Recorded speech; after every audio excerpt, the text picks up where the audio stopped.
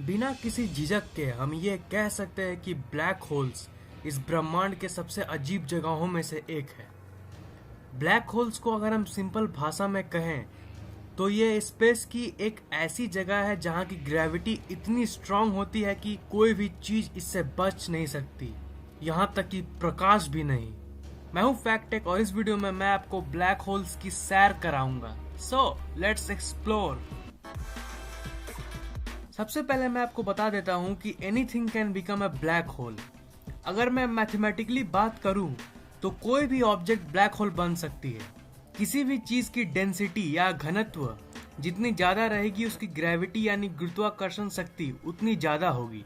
देखिए, black hole simply एक dense object है जिसका घनत्व और इसके चलते ग्रेविटी इतना ज्यादा रहता है कि ये लाइट को भी अपने तरफ खींच लेती है और लाइट इस यूनिवर्स की हाईएस्ट यानी उच्चतम स्पीड में ट्रैवल करती है।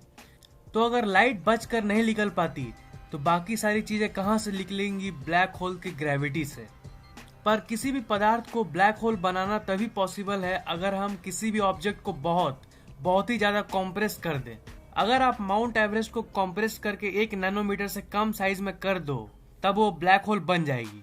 अगर आप धरती को कॉम्प्रेस करके एक मटर के दाने जितने कर दें तो धरती भी ब्लैक होल बन जा सकती है। वैसे भी हमें ऐसे टेक्नोलॉजी को निकालने की जरूरत भी नहीं है। Formation of A black hole, ऐसे बहुत सारे स्टार्स है जिनका साइज धरती से लाखों अरबों गुना ज्यादा होता है। तो जाहिर सी बात है अगर उस स्टार को हम लोग इतना छोटा कर दे कि वो धरती के साइज में आ जाए तो वो एक ब्लैक होल बन सकती है। पर अच्छी बात यह है कि हमें ऐसा करने की जरूरत नहीं है क्योंकि ये ब्रह्मांड में ऑलरेडी होता है। जब कोई तारे की डेथ होती है जिसे हम सुपरनोवा कहते हैं तब वो अपने अंदर ही कोलैप्स करने लगती है और उसका घनत्व बढ़ने लगता है।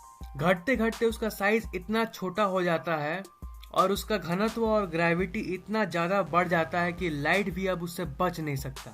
वो छोटा पॉइंट जहाँ पे वो स्टार घटकर ब्लैक होल में कन्वर्ट हो जाता है उसे हम सिंगुलैरिटी कहते हैं। मैं श्योर हूँ कि आपने सिंगुलैरिटी के बारे में पहले जरूर सुना होगा। इवेंट होराइजन, ब्लैक होल का वो बाउंड्री जहाँ से लाइट स्केप नहीं कर सकता उसे हम इवेंट होराइजन कहते हैं। मतलब इवेंट होराइजन से पहले लाइट बच के जा सकती है पर उसके आगे नो चांस। ब्लैक होल्स को हम ब्लैक होल्स क्यों कहते हैं? क्या आपको पता है कि ब्लैक होल्स को ब्लैक होल्स क्यों कहा जाता है? ब्लैक होल से लाइट स्केप नहीं कर सकती है, इसका मतलब ये नहीं है कि ब्लैक होल्स में लाइट नहीं होती है, पर वो जो लाइट है वो आपकी आंखों तक नहीं पहुंच पाती क्योंकि ब्लैक होल से लाइट बचकर नहीं जा सकती है। तो जब वहां से लाइट बचकर नहीं निकलेगी तो वो आपकी आंखों तक कैसे पहुंचेगी? इसीलिए हमें ब्लैक दिखती है। Black holes effect time, black holes time को भी इफेक्ट करती है। ब्लैक होल्स का घनत्व इतना ज्यादा होता है कि ये स्पेस टाइम को डिस्टॉर्ट कर देती है।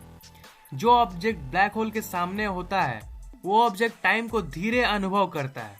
मतलब कि ब्लैक होल्स की सामने की टाइम बाकी जगहों के हिसाब से धीरे चलती है। मान लीजिए आप एक स्पेसशिप में बैठे जो ब्लैक होल की चक्कर लगा रही है।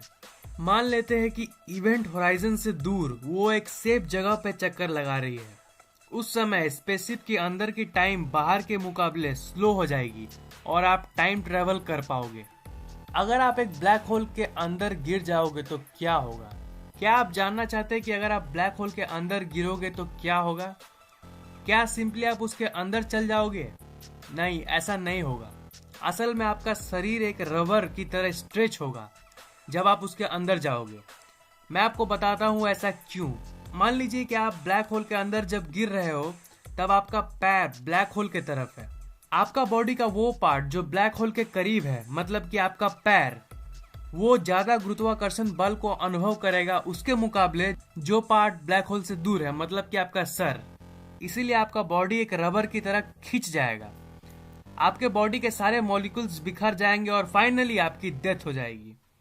पर डरिए मत, ऐसा कभी होगा नहीं क्योंकि जो नियरेस्ट ब्लैक होल है वो हजारों प्रकाश वर्ष दूर है इस सौर मंडल से।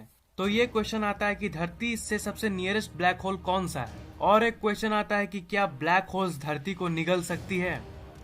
जैसा कि मैंने कहा, वो ब्लैक होल हजारों प्रकाश वर्ष दूर है।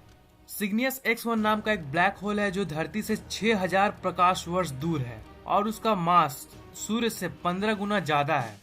पर वो इतना दूर है कि धरती या फिर सौर मंडल पर इसका कोई प्रभाव नहीं पड़ेगा।